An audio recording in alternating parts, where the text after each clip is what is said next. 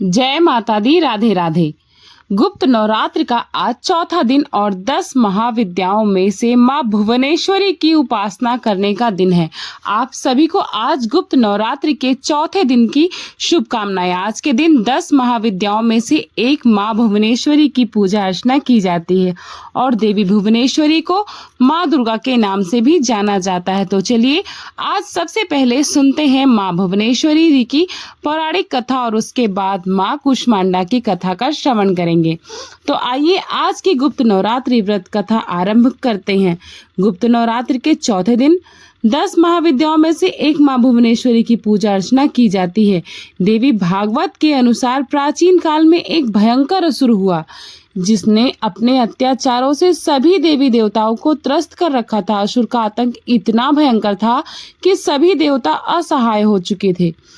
उसके अनाचारों से विचलित होकर सभी देवतागण और ब्राह्मणों ने हिमालय पर्वत पर मां भुवनेश्वरी की तपस्या की उपासना की। उनकी उपासना से प्रसन्न होकर देवी स्वयं प्रकट हो गईं। वे अपने साथ बाण, कमल, पुष्प, सब्जियां, जड़ें और अन्य प्रावधान लेकर आई थी। मां भुवनेश्वरी ने अपनी आंखों से हजारों जलधाराएं प्रवाहित की और उससे पृथ्वी के सभी प्राणी संतुष्ट हो गए। इस दिव्य आंसुओं से सभी नदियां और समुद्र जल से भर गए। सभी वृक्ष, पौधे, औषधियां और वनस्पतियां संचित हो गईं। तत्पश्चात मां भुवनेश्वरी ने उस असुर के साथ युद्ध किया और उसे पराजित कर दिया। इस प्रकार देवताओं पर आए हुए संकट का निवारण हुआ। असुर का वध करने के बाद मां भुवनेश्वरी दुर्गा नाम से विख्यात हुई। महानिवार तंत्र में कहा गया है कि सभी महान विद्वान मां भुवनेश्वरी की सेवा के लिए सदैव तत्पर रहते हैं और 7 करोड़ मंत्र उनकी उपासना में लीन रहते हैं।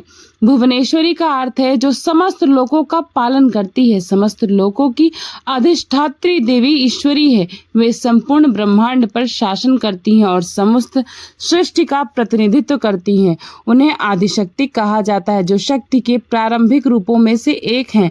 उनके सगुण रूप में वे माता पार्वती कहलाती हैं। देवी पुराण के अनुसार मूल प्रकृति ही मां भुवनेश्वरी के रूप में विद्यमान है। वे मणिद्वीप में निवास करती। उनका वर्ण उदयकालीन सूर्य के समान तेजस्वी है। उनके मस्तक पर अर्ध चंद्र विराजमान है। उनके 3 नेत्र और 4 भुजाएं हैं। उनके हाथों में पाश, अंकुश धारण किए हुए हैं। वे अभय मुद्रा और वरद मुद्रा प्रदर्शित करती हैं। अपने दिव्य स्वरूप में वे त्रिपुर सुंदरी के समान ही अत्यंत मनमोहक और सुंदर हैं।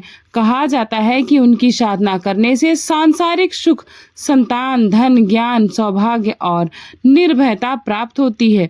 गृहस्थ लोग विशेष रूप से संतान प्राप्ति के लिए मां भुवनेश्वरी की उपासना करते हैं।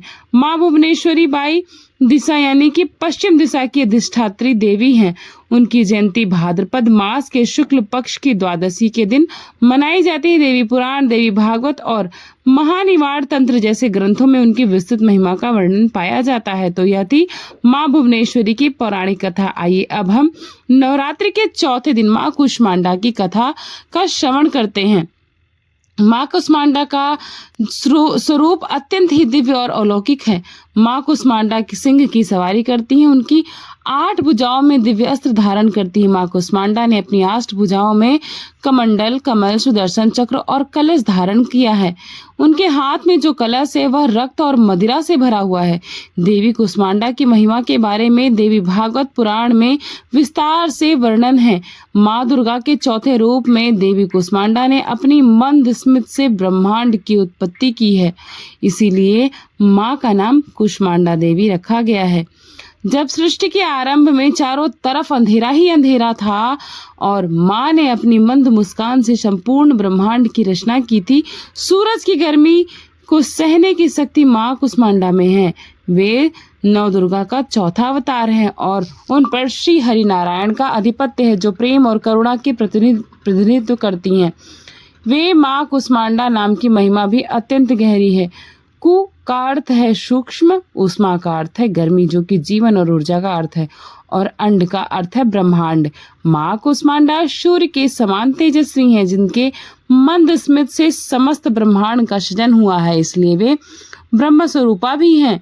जड़ चेतना रूपी इसी सृष्टि में माँ के हास्य मात्र से उत्पन्न होती है। माँ कुष्मांडा ने सभी प्रकार के जीव और ब्रह्मांड में स्थित सूर्य मंडल, समस्त ग्रह, चंद्र और तारे, आकाश गंगा का निर्माण किया है। उनमें इतनी प्रबल शक्ति है कि वे सूर्य के घेरे में रहती हैं और उनका निवास स्थान सूर्यलोक है। माँ का यह स्वरूप ऊर्जा देने वाला है और माँ का तेज सर्वव्यापी अनंत है। सूर्य के ताप ऊर्जा के बिना जीवन असंभव है और यह ताप ऊर्जा द्वारा सूर्य मंडल में विराजित है। यह देवी सबकी रक्षा करती है। माँ दुर्गा देवी कुष्मांडा का रूप लेकर सभी जीवों की रक्षा की थी और इस ब्रह्मांड की रचना भी की थी, इसलिए उन्हें जगत जननी भी कहा जाता है। इनकी पूजा आराधना करने से बल और बुद्धि का विकास होता है और जीवन में निर्णय लेने की शक्ति की वृद्धि होती है। तो चलिए माँ दुर्गा के इन स्वरूपों की पूजा आराधना हमें कैसे करनी है जान लेते हैं। नवरात्रि में इस दिन भी प्रतिदिन की तरह सुबह जल्दी उठकर स्नान इत्यादि से निवृत्त होकर पूजा स्थान को गंगा जल से शुद्ध करें, फिर कलश की पूजा करें। माता कुष्मांडा का स्वरूप मन में अंकित करके उन्हें नमन करें, या नौ देवी का आपके घर में रूप है तो उन्हें नमन करें। विष्णु को पूर्ण निष्ठा से फूल, धूप, सुगंध, दीप, कुमकुम, अक्षत इत्यादि माँ को अर्पित करें। माँ कुष्मांडा को विविध प्रकार के फल, दही, हलवा और मिठाई का भोग अपनी क्षमता अनुसार लगा सकते हैं। उसके बाद माँ की आरती और स्तुति करें। पूजा के बाद प्रसाद को पूरे परिवार में वितरित करें और स्वयं भी लें। माँ कुष्मांडा को इस निवेदन के साथ जल पुष्प अर्पित करें कि उनके आशीर्वाद से आपका, आपके स्वजनों का स्वास्थ्य अच्छा बना रहे। माँ से विशेष रूप से आप अपने कृष्ण भक्ति के लिए भी प्रार्थना करें, क्योंकि वही जीवन का परम लक्ष्य है। अगर आपके घर में कोई लंबे समय से बीमार है तो इस दिन माँ से विशेष निवेदन करके उसके अच्छे स्वास्थ्य की कामना करनी चाहिए। माँ के पास रखा हुआ जल का पात्र उस बीमार व्यक्ति के ऊपर छिड़कना चाहिए। कुष्मांडा देवी को सफेद कुम्हड़े, यानी जिसको कद्दू कोहड़ा कहते हैं, समूचे पेठे के फल की बलि दी जाती है। ब्रह्मांड को कुम्हारे के समान माना जाता है, जो कि बीच में खाली होता है। देवी ब्रह्मांड के मध्य में निवास करती हैं, पूरे संसार की रक्षा करती हैं, इसीलिए उन्हें कुम्हड़ा, कद्दू या फिर पेठे का भोग लगाया जाता है। सबसे अंत में क्षमा याचना जरूर करें और ध्यान लगाकर दुर्गा सप्तशती और दुर्गा चालीसा का पाठ करें। देवी कुष्मांडा योग और देवी ध्यान की देवी हैं। देवी का यह स्वरूप अन्नपूर्णा का अवतार है। वे उदय अग्नि को शांत करती है, इसलिए उनका मानसिक जप करें। देवी कवच को 5 बार पाठ करें। इस मंत्र द्वारा माँ कुष्मांडा का जाप कर सकते हैं, ओम कुष्मांडाय नमः।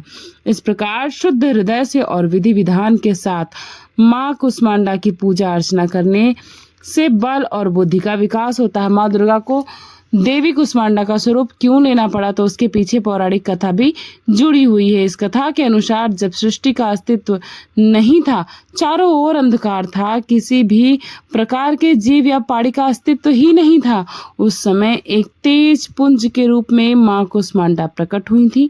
उनका तेज उसी क्षण चारों ओर फैलने लगा और यही अनंत तेज स्वरूप में देवी कुष्मांडा प्रकट हुई। उनके मंद स्थित स्मित से सृष्टि का सृजन हुआ। इस प्रकार माँ दुर्गा ने कुष्मांडा रूप में इस अंडे आकार के ब्रह्मांड की उत्पत्ति की, जिसमें हर प्रकार के जीव, प्राणी और ब्रह्मांड में स्थित जल, वायु, सूर्य मंडल सहित ग्रह, चंद्र, तारे, नक्षत्र और आकाश गंगा का निर्माण हुआ। इसीलिए उन्हें जगत जननी आज्ञा भी, शक्ति भी कहते हैं, जो सब प्रकार के जीवों को ऊर्जा प्रदान करती है। ब्रह्मा की रचना कर जीव मात्र को जीवन शक्ति प्रदान करने हेतु माँ देवी दुर्गा कुष्मांडा रूप में आज के दिन प्रकट हुई थी। नवरात्रि के चौथे दिन माँ दुर्गा के इन स्वरूप की आराधना पूजा की जाती है। आयुष, बल और स्वास्थ्य में वृद्धि होती है। इस दिन पूजा करने से हर प्रकार के रोग, शोक, दोष दूर हो जाते हैं, जीवन में समृद्धि और तेज प्राप्त होता है और मन के सभी दुष्ट भाव दूर होकर व्यक्ति आध्यात्मिक मार्ग पर, भक्ति मार्ग पर आगे बढ़ता है। तो चलिए नव दुर्गा के चौथे स्वरूप कुष्मांडा से वंदना करते हुए जीवन में परम आनंद की प्राप्ति करते हैं। जिन्होंने इस ब्रह्मांड की रचना कर समस्त जीव को चेतना प्रदान की है, वह माँ कुष्मांडा को प्रार्थना करते हैं कि वे हमें परम भगवान श्री कृष्ण की शुद्ध भक्ति प्रदान करें।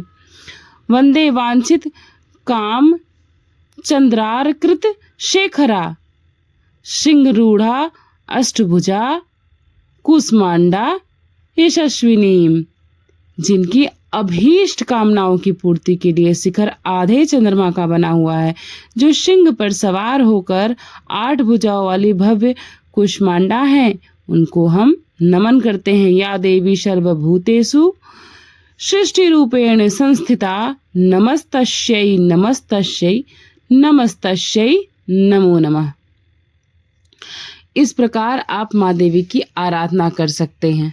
आज की वीडियो में बस इतना ही।